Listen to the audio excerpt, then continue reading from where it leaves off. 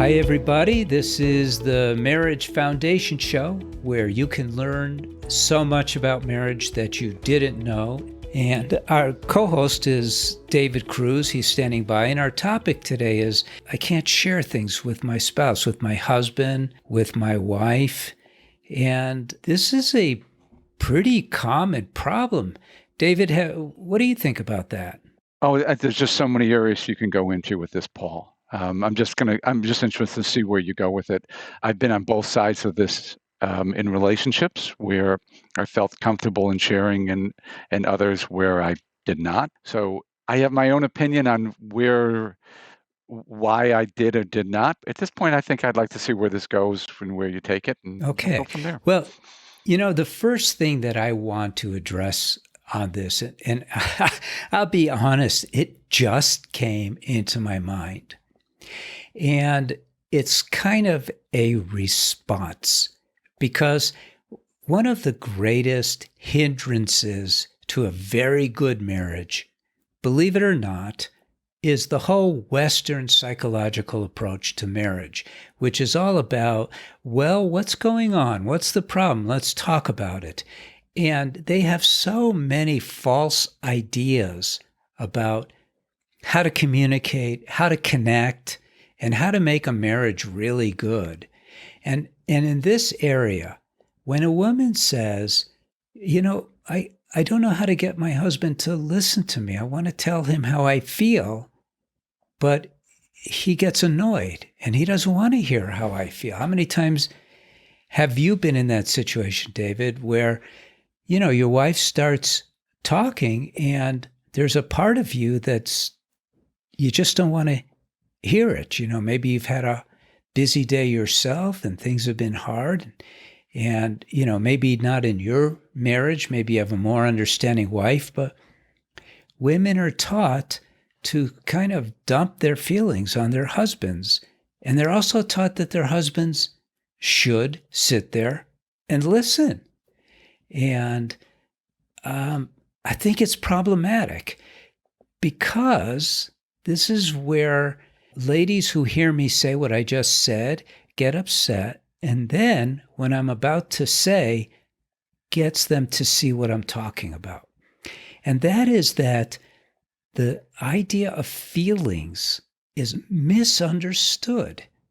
You see, what they mean by feelings in the psych world are emotions.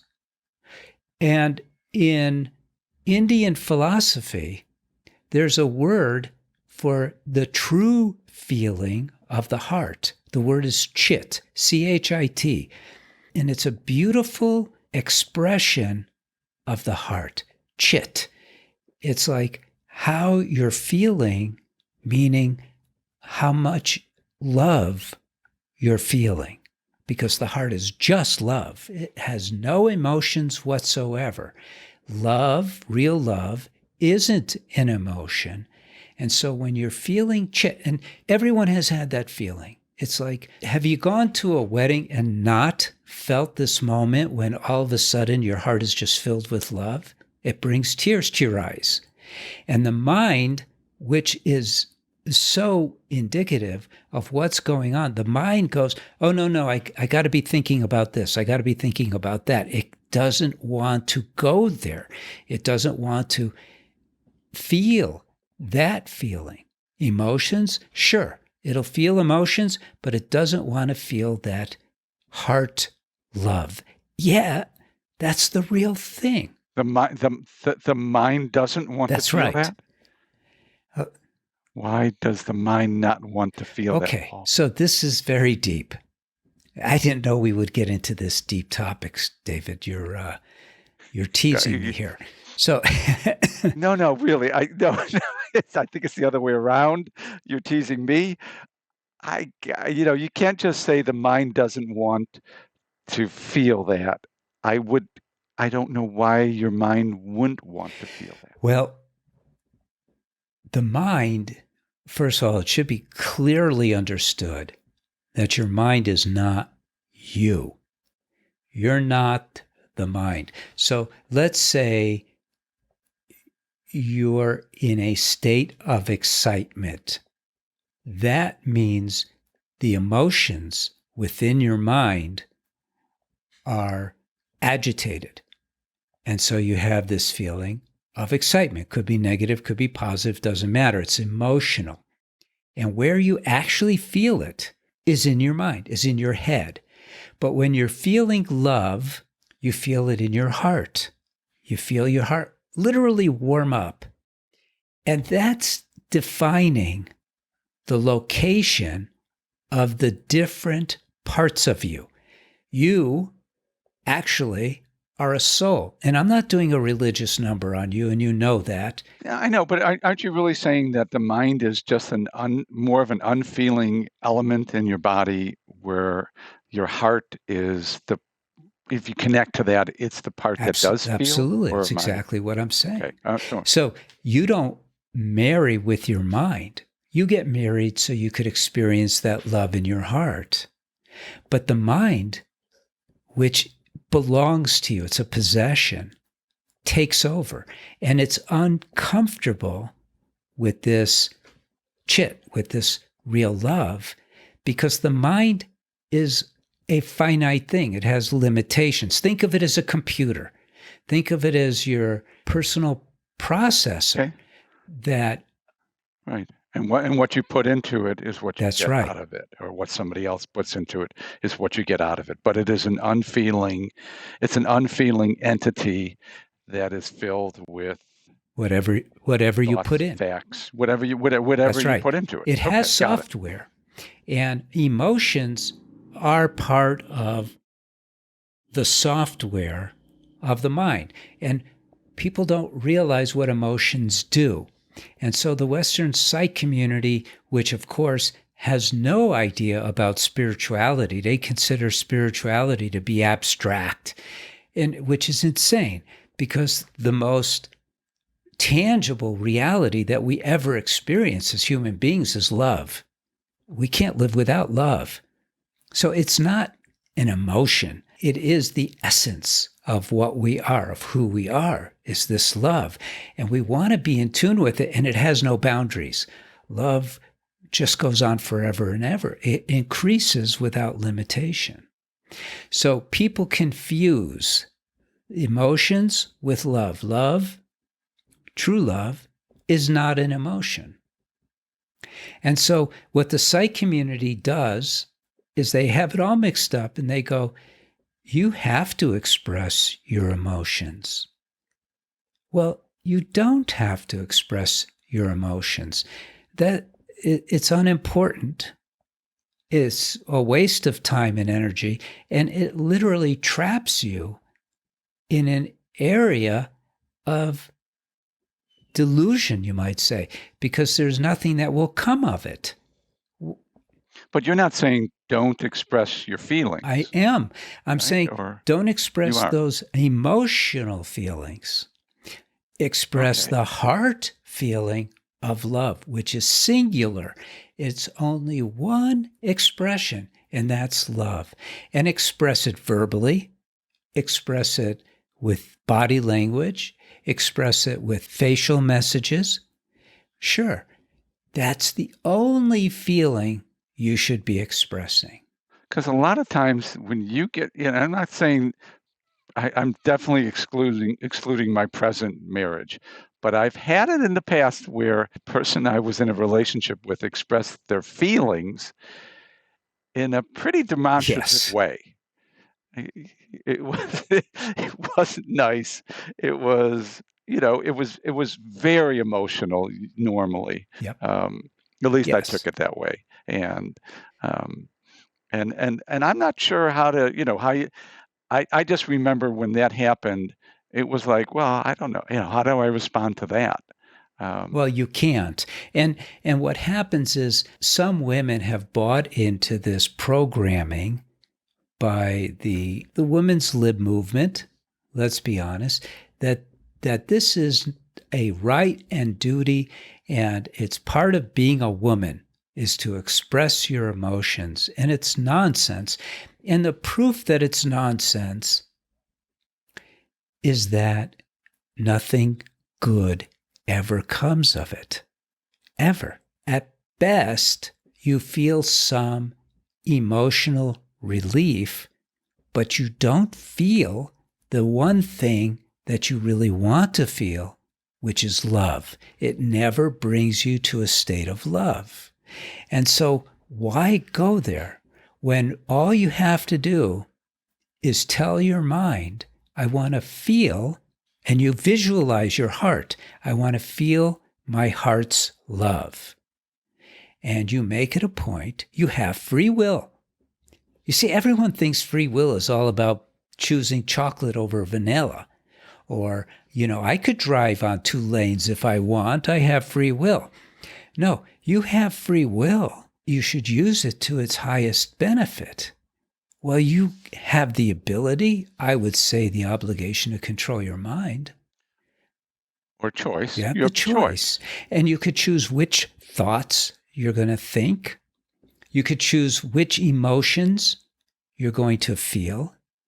And you can choose, and you should choose, the most beneficial thoughts and feelings, period. Yeah, Paul, it's not just women. I mean, men definitely do it too. And I've done it. I have I still will catch myself doing it where I get angry at something that I have no business getting angry about. And, we can call it expressing feelings. Women express feelings differently than I do. I'll get, it'll just kind of build up inside me, and then it comes out in a way that I'm not proud of, and I'm not happy about it, and I'm still not perfect in that. Well, I'm glad you're bringing that up, because I just picked on the women. Now I'm going to pick on the men. So anger has to be one of the most misunderstood, one of the most, along with emotions, it's misunderstood. What is anger? What is anger? Anger, the simple equation for anger is that when you don't get your way, angry. Why? Why should that be? And that simple equation is so simple that it's only not getting your way that causes anger. There's nothing else that causes anger. Why? So then you have to take a look at the interrelationship or intra-relationship of the soul, which is what you are. That's your essence. You are a soul. And you have a body. You're not your body. You know that, because if you lose an arm, there's nothing less to you. You're still you. So you have a body and you have a mind. You're a soul who possesses a body and a mind. So in this relationship, the physiological body, depending on the gender, influences your mind. If you're a male, you are designed to protect. You're designed to be a warrior. You're designed to be the front line in case of danger. That's your role. That's your gender-based role. It doesn't mean that every single man has succumbed to this, but by far and away, most. So anger is sort of the tripwire that allows a man to be front and center when the mind detects danger. When I say when the mind detects danger, it's defined by the mind what is dangerous, and then it's an automatic reaction. And the anger is sort of the shot in the arm. When the anger comes in, all of the other faculties shut down so that the person can focus on the defense. So reason is gone, analysis is gone, all of these other, even our hearing, tapers down.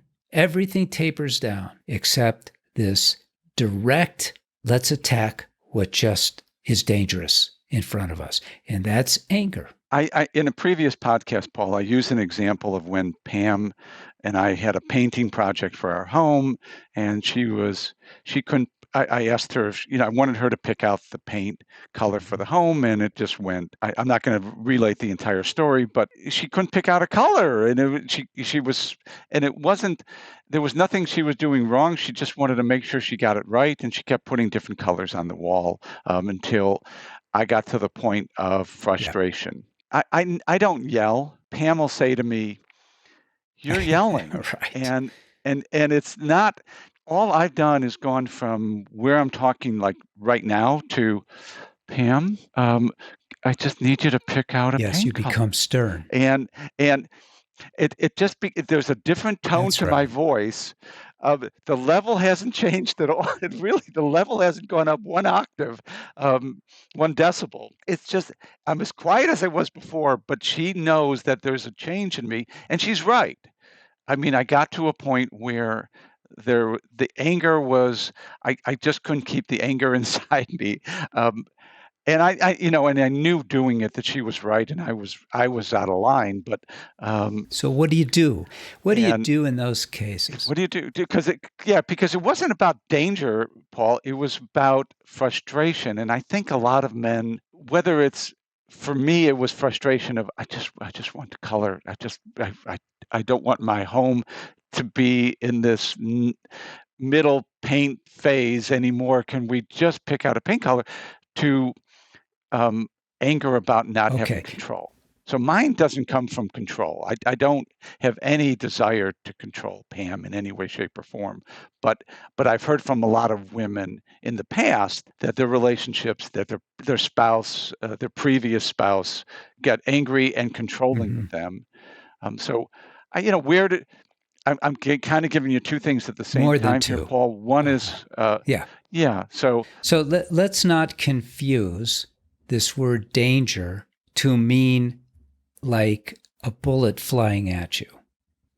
The word danger in this context merely means that the mind has decided what works and what doesn't work. The mind operates in a binary fashion. It's either good or bad. It's either helpful or useless. And so it's either dangerous or safe. And so, So if it's helpful to show anger, if that works, if that gets you what you no. want, then your mind says keep Well, doing it. that was the point that I was going to get to a little bit later, but I'll get to it now. Because it's a very, Sorry very about that, Paul. important point. And it's going to sound like I'm changing the subject, but it's such an important subject that I need to discuss it. So, there is a subconscious mind that is driven by our biology. And it has to do with why, from a biological perspective, why we marry somebody. A female, and of course this is general, but it's mostly accurate. So a female, generally speaking, marries a male because she is the one who carries and bears the young. She needs a defender of the home. Defender of the home. The male, who is busy being a defender and a warrior, needs a connection to his heart, and that's why he marries a woman. So these are very general, but they're fairly accurate. Mhm. So what happens? Yeah, it goes back to It goes back to primitive human beings. This is who Yes, we but you don't are. have to go back in time. It's our own primitive nature because it's driven by our biology, and our evolution is determined by our biology, overridden by our raised consciousness. So here you have. Wow. Okay, that's a lot to take. That is an incredible statement. Okay, but Okay, keep going. so here you have a woman who is marrying a defender. Let's put it into the most simple terms. Yeah. And now this defender is using his power on her. It's not good. It undermines the most subconscious pact that exists between a man and a woman. the Marriage Foundation, which is putting this whole thing on, which I founded, Yeah. sells courses for men and courses for women.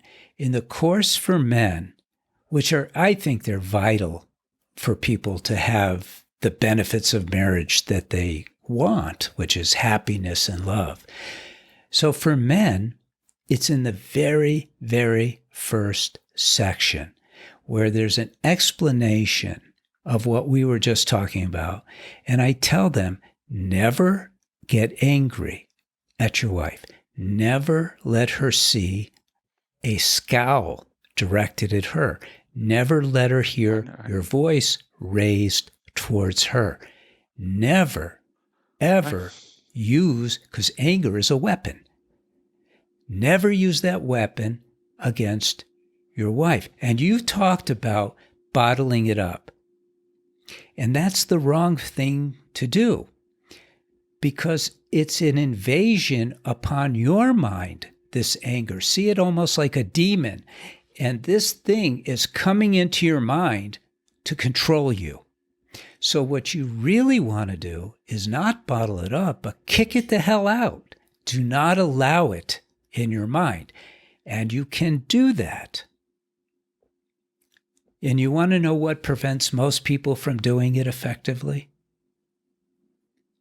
Okay, there is this thing, it's human nature, that we feel somehow misguided into thinking that if we don't react to something immediately, there's a problem. And it's not true. We have the ability, and we should take advantage of this ability, to just stop everything and evaluate, consider, think about. And if we need an inordinate amount of time, we could even say to the person that we're with, you know what?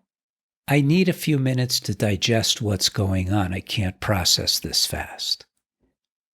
It's human nature to not do that, because somehow the mind thinks, if I don't react right now, I'm weaker. And there you go. There's the fear again. So you asked about 10 or 15 questions without realizing it. No, I get it. And I want to kind of stay on the topic of, telling your spouse of how you feel. But I think this is all connected to the way you communicate with your spouse is the stuff that goes through your head. And you've been discussing about how to put better things into your head so that when you do communicate, you're coming from a much better place. I love how you just put that, David. And you know what? We get people who write in, because we have a free service at the Marriage Foundation, and they say, here's my situation. What do I say? And people get very annoyed with us because I do not allow the counselors to give even suggestions about what they can say. Basically, if we did, then whatever you're going to say is not going to be authentic. It's much better to just mind your P's and Q's, behave in a very positive way, and say what you feel is the right thing to say, and keep reaching higher for more love, more wisdom in any given situation. We have to self-train ourselves, right. not be taught what to say, but taught how to reach higher, how to dig deeper. Well, there is no training program in schools that I know of that helps you in communicating in a relationship. It's the most important thing that you probably have in your entire life of communicating with your spouse, because there's children involved and everything else, and the everyday life that you have to live, and yet there's absolutely no training whatsoever on it. And what we fall back on in many cases is what we saw either from our own parents or from friends' parents or from people that we saw in a supermarket community. And I'm going to go on for a minute here, Paul, because in my childhood, my dad was an explosive guy. He normally treated his wife, my mother, incredibly well. But there were times that he just would explode. And that my sisters and I and my mom all saw that anger come out of him. He's been gone for a long time at this point. We certainly forgive him for that, but it had an impact Mm-hmm. on me. I saw that kind of Yes. anger. And for me to go from this explosive, pound the table, booming voice of you can feel the anger coming across the table or coming across the room to, can you just pick out the color?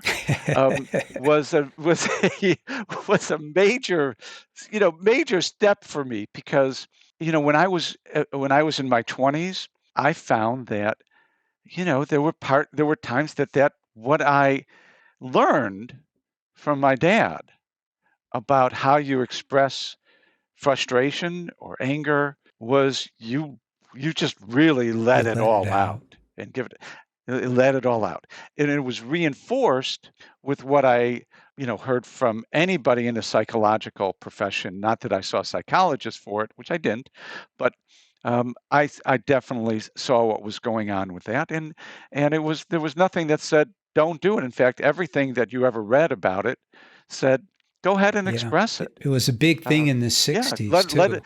Yeah, don't hold Yeah. it in. That's Don't right. hold it in. So Vent. not okay that I got from that point of, a 9.5 on the Richter scale down to a 1.5. There is no there. The goal is where you just said it. It Zero. is, which Zero is tolerance. you Yeah. zero, and you express no matter how you express yourself, it comes from love, and you have to control it. Because in my case, my sweet wife can detect when I'm not there in the slightest way. Seriously, I mean, I'm not raising my voice. I'm not. I really trying to be so, but she sees it. So it really, no matter how you express it, it's got to come from the place that you're So describing. isn't that cool? In that situation that you had with Pam, she picked up your tells, she picked up the little messages and recognized that you were angry.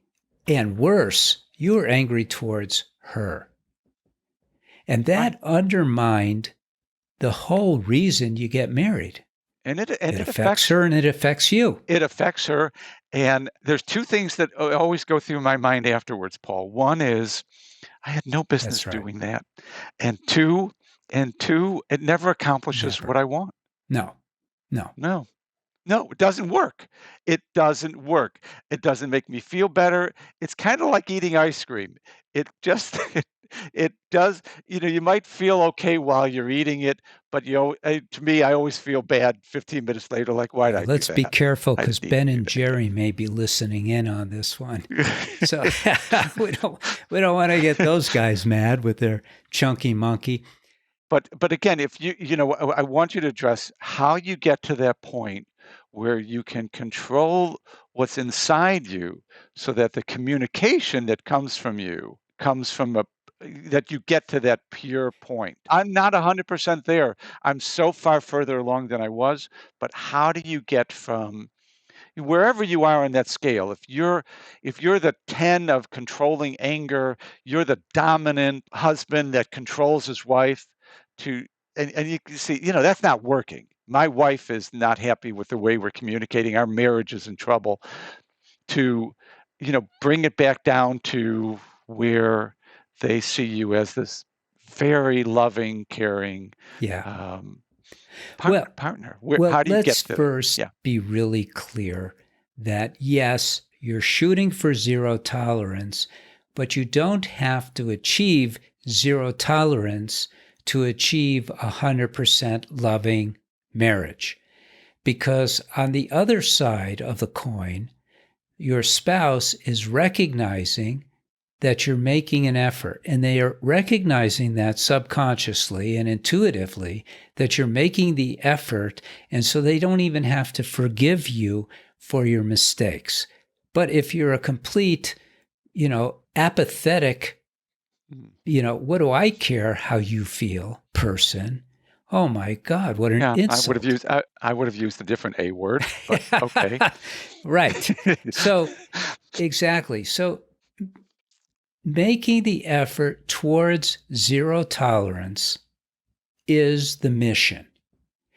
And you're doing it for the right reason. You're not doing it, this is a little tricky. So there's two parts to this. Nirvana, you might say, is the absence of all negativity. You're in a place of pure bliss. That's nirvana. But the road to nirvana is blissful. But when you're not on that road, when you're not moving towards that place of all your negativity being gone, then it piles in on you. So, and this is So in other words, get on the road. If you're get on the road to work on yourself, to fix yourself, to get to that point. And as long as you stay on that road, you're going to feel it, and That's you're going to right. achieve something. But if you also the hardest thing for people to accept, not intellectually necessarily, is that it is a constant in your life. It should be a constant to continuously watch your thoughts, continuously watch your feelings, continuously scrutinize your own behavior. There's only 3 kinds of behaviors.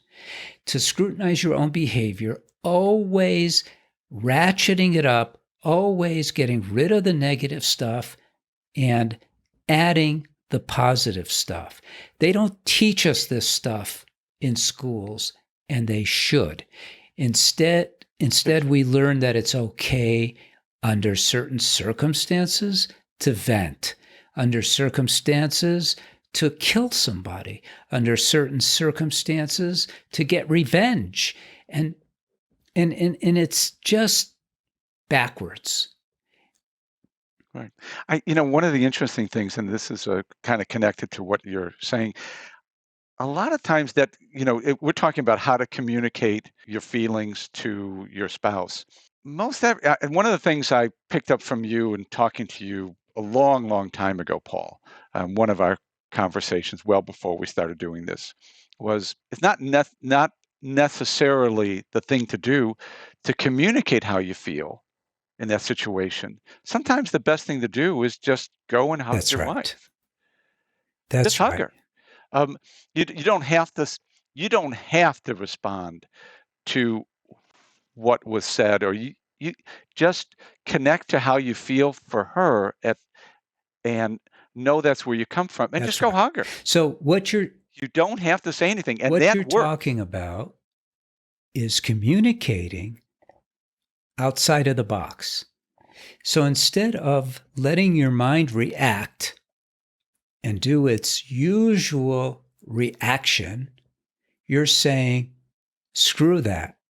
I'm just going to communicate how much I love her. Right. And you don't, and that's when you said, you said 5 minutes ago that you don't tell people what to say. That's right. And that's so important, because sometimes words are necessary to say how you feel.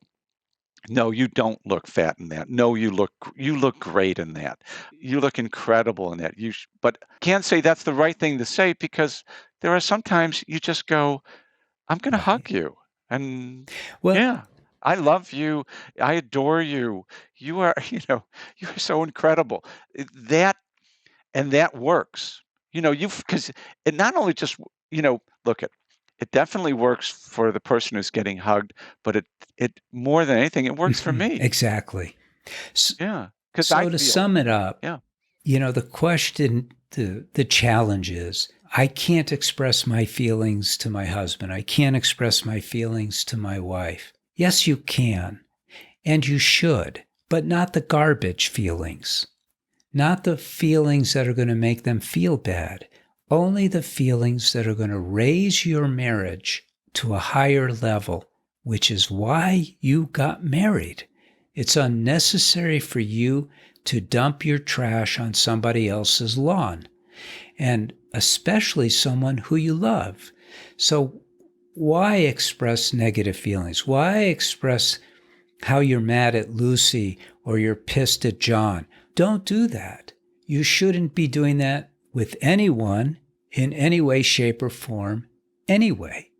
You should be making sure that your mind is this loving, fulfilling, and it's just spreading positive energy wherever you walk.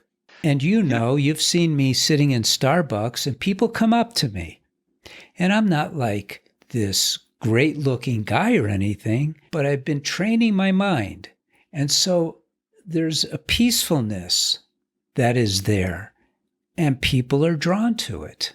The interesting thing, Paul, that you're talking about is there's so much to this. There's a lot to get you from where you don't have control of your feelings, you don't have control of how to communicate, to getting to that point where you really do know how to do it. And if you do get off the track, you know that you That's got true. off the track.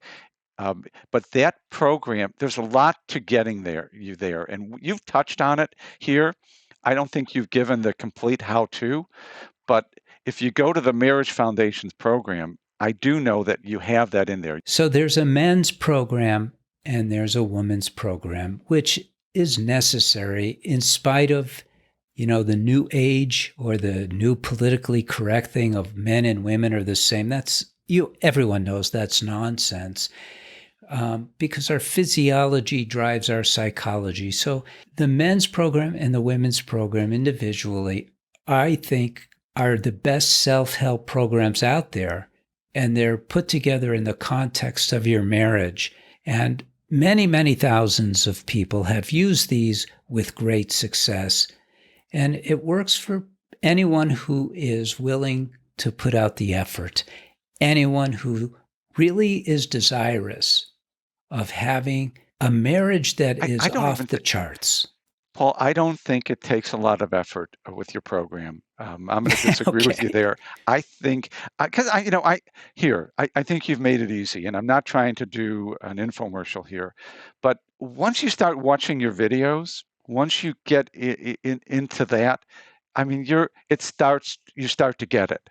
It starts to hit home with you, and you have a much better idea of where to go. Most people have had no training whatsoever except watching their parents or something to that extent. Start watching the videos and it starts to come pretty crystal clear, and it doesn't take a lot of effort. It takes some effort certainly to control your mind. That's not an easy thing to do, to get to 100% there, but to get on the right road with your program doesn't take a lot of effort. It's doable. It's doable. Yeah, doable. Yeah. It's real doable. You've made it real. What I like about what you've done, and the reason I do these podcasts with you, is I do believe in what you're doing, and you've taken incredible steps with all the videos and the thought that you've put into them, and how anybody who watches them could just easily go, I could see how I can adapt that into what I'm doing. So, well, it's a better lifestyle.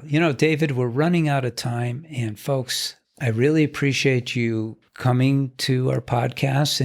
And please, if you have a question you'd like us to talk about, you could call 1-855-527-5863. That's 1-855-527-5863.